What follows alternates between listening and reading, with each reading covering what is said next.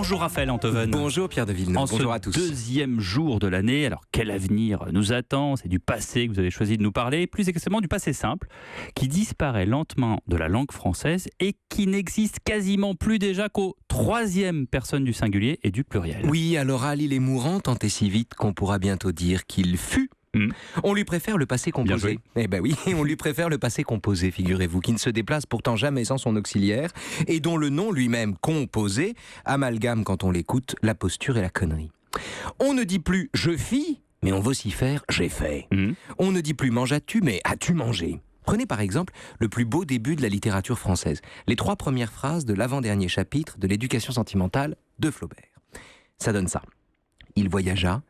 Il connut la mélancolie des paquebots, les froids réveils sous la tente, l'étourdissement des paysages et des ruines, l'amertume des sympathies interrompues. Il revint. Et maintenant, vous mettez tout ça au passé composé. Il a voyagé, il a connu la mélancolie des paquebots, les froids réveils sous la tente, l'étourdissement des paysages et des ruines, l'amertume des sympathies interrompues.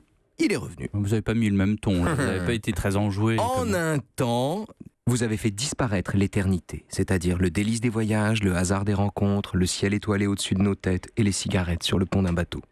Passé simple et passé composé ne disent pas la même chose. Quand on remplace le premier par le second, on passe du récit à la discussion. Mais vous trichez, c'est vous qui avez changé de ton à la lecture des deux versions. Mais c'est que le ton suit le temps, Pierre, et je suis de mauvaise foi. Or, le passé composé, c'est le temps des vacances qu'on raconte, c'est le temps des trucs qu'on a fait, c'est le temps qui s'accorde au gré des auxiliaires, c'est le temps des anecdotes et du blabla. T'as fait quoi aujourd'hui? Est-ce que t'as mangé déjà? Alors que le passé simple... Est-ce que t'as mangé? Oui, c'est vrai. Mangeas-tu? On le dit pas non plus. Alors que le passé simple, Pierre, c'est à la fois le temps du récit. Dans la durée, il voyagea, nous dit Flaubert. Mais combien de temps? Et qui le sait? C'est vrai. Et c'est le temps de l'instant qui jaillit sur fond d'imparfait comme une fraise au milieu de la crème. Nous regardions ailleurs quand Pierre de Villeneuve fit son entrée. Le passé simple combine, ou combinait puisqu'il est imparfait, le récit à la ponctualité. Il offrait la nappe et le couvert, la durée sage et la minute heureuse.